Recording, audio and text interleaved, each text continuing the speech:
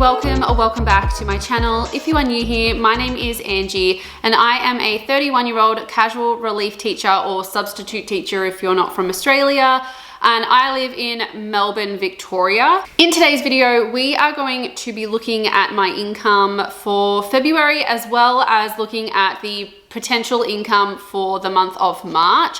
Now, because I am a casual worker, so my employee status is a casual, I am not guaranteed any shifts or any days in a classroom. So in these videos, I talk about what I have earned for the previous month, as well as setting some goals for the next month in how many days I wish to work and how much I want to earn. So we're gonna talk about February. Now, February was a really interesting month because I thought it was gonna be very, very slow, and it was to start off with. So you would have seen me previously write down the days that I worked and how much I earned for the day. So I'm gonna go them week by week. Just as a disclaimer, the date is currently the 26th of February. So I do have potentially 2 more days to earn some income in this month, but I'm not going to include them just because tomorrow's Monday and it's kind of unlikely to get work on Monday. Like, I get called more from Wednesday onwards because that's when people get tired and they get sick.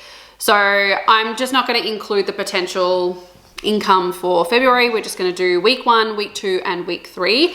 So in week 1, I worked on Tuesday and Thursday, earning a daily total of $401 per day.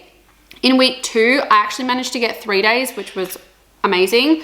Again, just also, we're in term 1 in Australia, so the school year has just started. So people had about 6 weeks off and they recovered, so they've come back to the school quite refreshed. And as a casual teacher, we don't usually get called unless someone is sick or away. And because people have only just gone back into the classroom, there's not a lot of illnesses that are going around just yet. So that's also the reason why I haven't been called as much. But for week 2, I worked Wednesday, Thursday, and Friday, earning a daily total of $401 each. Week 3, which was the week that just went, I amazingly got 4 days, which I am so grateful for, because I originally only had 2 and then I got asked to work for the rest of the week. So I worked Tuesday, which was with an agency, so I just went to a random school that was okay. And then I worked Wednesday, Thursday, Friday at the same school in the same classroom, which was really good for consistency, not only for myself but for the kids as well. So on Tuesday I earned $365 for the day, and then Wednesday, Thursday, Friday I earned a daily total of $401 each day. Just so you're aware as well that the numbers that I just said, they're all pre-tax, so I'm gonna have to calculate what I'm estimating to come into my account. So pre-tax, I'm gonna add it all up so then we can see. I did in my previous video have a goal of 10 days for February. I managed to get 9, so very close to my actual goal, just shy of it by a day. But if I do work tomorrow or Tuesday, it means that I've reached my goal. Okay, so I'm going to do 401 times 8 days plus 365. So my total earnings pre-tax is $3,573. Now, to calculate the tax, I'm going to divide by 100.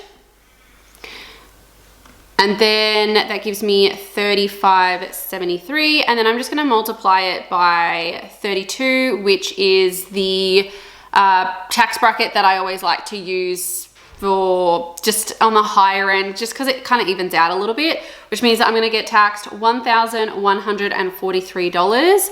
So 1143. So 3,573 take away $1,043 is going to leave me with 2,430 for the month of February. Not amazing considering how much like you get taxed, which is just absurd. That is definitely on the higher end, so that's okay. So 2,430 for the month, better than nothing, considering I had heard from a lot of people that many CRTs haven't been getting work in February. So anyway, that's okay. So for March, we're gonna set some new goals that we really want to achieve for that month and what we earned.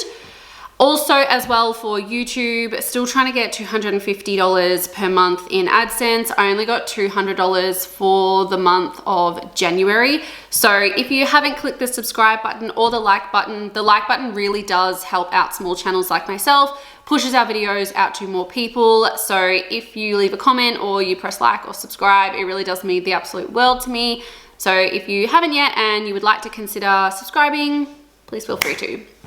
Okay, let's talk about March. Now, because we're getting further into the term now, I have a feeling that some people might get a little bit more sick. So I'm going to definitely up my goal of days that I really want to work. Also, I kind of need to up it as well, just because that 2,430 is, it's a great amount of money, but for me, it's quite low, just considering that I don't work for 12 weeks out of the year. So yeah, that's okay. All right, let's turn over to March and we'll go through expenses, income, and anything new that I need to add into the budget. Now, everything that I have in here is going to be pre-tax, just because I can't bother calculating it again. But for teaching privately, I'm gonna have a goal of, now there's 20 teaching days every single month. So I'm going to have a goal, again, I'm gonna say really conservative, 12 days. And I'm gonna say that most of that is private teaching because I really don't like to go through the agency. One, because I never usually know the kids' names or the school, and two, because I do not get paid as much. $45 doesn't seem like a lot, but it is a lot when you calculate it like over a 5-day period. So I'm gonna do 12 times 401 as a daily rate, which should give me 4,812. This is all pre-tax. If we are looking at tax, let's just have a look anyway. Divided by 100 times 32, that means I would have 3,300 left over for the month, which isn't too bad, so I actually might put that in. So 1539 will leave me $3,273. And then let's just say agency once, which will be $365, because I don't usually get taxed a lot through the agency. Usually it's only a day. So if I only earn that much in a day, I don't usually get taxed. And then AdSense, I really still want to try and achieve 250. If I get any sponsorships, I'll add that in as well. I didn't have any sponsorships for February. I really want to try and get one for March. As you guys know, all of that money that I earn through AdSense and sponsorships or collaborations goes straight into savings or investments. So we kind of need to get one every month. And I know that some people don't really like YouTubers when they get sponsorships or they do collaborations, but it is really a way that we can keep our channel going and how we can further like grow our business, I guess. Okay, so that gives me a total of $3,888 for the month of March, leaving me with $768 left to budget. So that could go into savings, that could go into investments, anything that I like. All right, so fixed expenses. These are ones that happen every single month and I know when they're coming out and how much is coming out of them.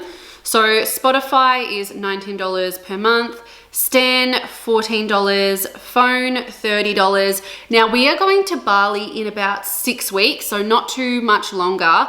And when we come back from Bali, I'm actually going to change my SIM card over to the Aldi SIM card. So currently I'm with Optus, which is $30 a month for 10 gigs, I think it is.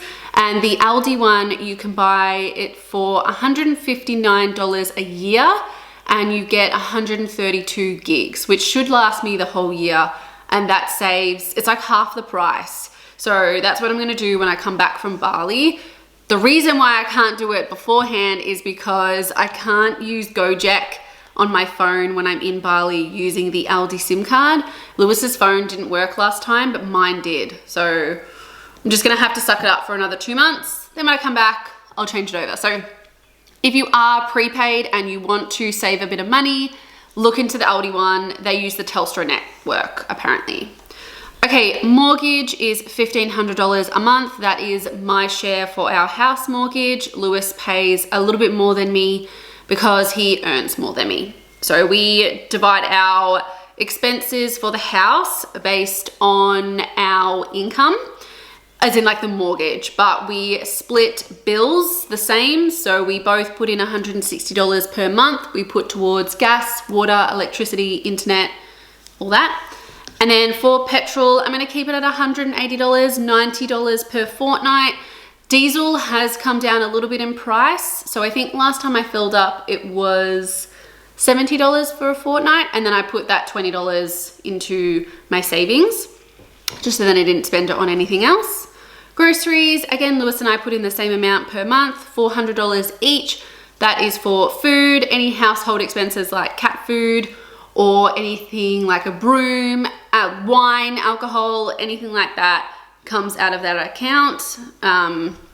Yeah, splurge. Now this is actually wrong. I think I've been doing this wrong for the last couple of months. I'm so silly because this is actually per fortnight. So per month, I'm giving myself $240 per month, which is $120 a fortnight for whatever I want. So that is going out for breakfast, that is going out for dinners, that is McDonald's, that is pies, that is coffee, that is anything that I want for that fortnight, I can use that money towards.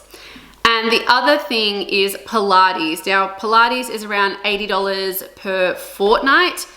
And I chose to take money out of my splurge in order to pay for Pilates. So I used to get $400 a month in splurge to pay for whatever I want, but I've actually brought splurge down and used that money to go towards Pilates.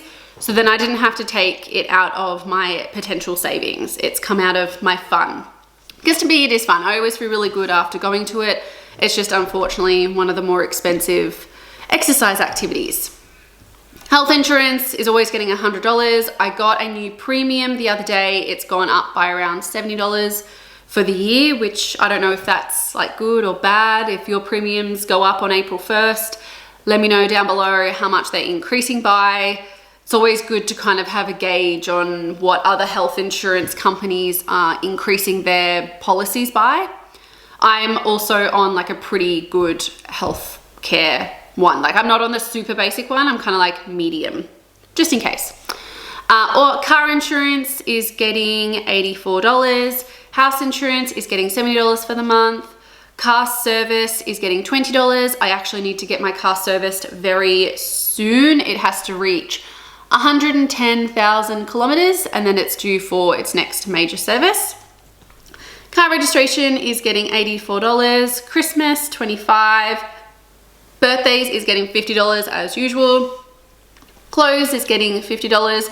That's whatever I want. It's not just specific to clothes. It's makeup, it's hair care, facial, whatever. Not that I ever actually get facials. I don't ever actually buy them for myself because they're so expensive. Council rates, $84. And house decor, I'm going to put at $0 because we cannot afford to do anything else. So that leaves me with $698 to spare, which means that I will save that. I might invest some of it. It's most likely going to go towards a holiday that Lewis and I are thinking of going to. I've probably mentioned this a couple of times, but we're thinking of going to Europe in like September, October. But we've just been looking at like booking just flights and it's so expensive. I think to get to Athens and then come back from Zurich in Switzerland, it's like $2,500 and that's only for the flight. And then like ferries and accommodation, it's looking at costing around $25,000 for both of us, if not more, for around a month in Europe, which is crazy because we went to Bali in April last year for a month and we spent like $7,000 each, and that was like top tier. Like we splurged in Bali last year just because we wanted to go and because like it was quiet. Not a lot of people were going to Bali at that time. So yeah. I thought as well I'll give you a update on my sinking funds. So I haven't showed you guys really recently how much I have in my sinking funds. So if you have been following me for a while, I use sinking funds as a way to save for annual expenses that I know happens every single year. So at the moment I have car service, and I'll put a little video on the screen so then you can follow along with me. But car service I have at $901. So I'm almost at my goal of $1,000. Car registration and insurance is $842. I pay my car insurance and car registration in October, so I still have plenty of time to reach the $1,800. Christmas is at $316. I do have a goal of $650. We're only in February, so I should reach that pretty soon. Birthdays, I'm just over halfway of my goal, which is $505 for the year. Phone, Spotify, and Stan, they all just go in the one account because when they're due to come out, I'll just transfer it straight out. So you can see I transferred $36 out to pay for, I don't even know what it was, I can't remember. Clothes, I've got $104 in there. So if I want to buy something, it's guilt-free. I can just pay for it if I like to. Home insurance, I have reached my goal, but because we moved house, I think I'm actually going to change this now to, or actually might change it to 600 because you just don't know how much your insurance is going to be until you get the renewal. So I'll be about $200 away from my goal. Council rates is, that was for our old previous home, which was around $600. Again, I'm going to be really, I just don't know. I can't remember how much the council rates were when we bought this house. So I'm going to put it at 1,000 just because the square footage is bigger and the house is bigger as well. So usually that means council rates are going to be way more. So I have $1,194 in council rate. So I have achieved the goal.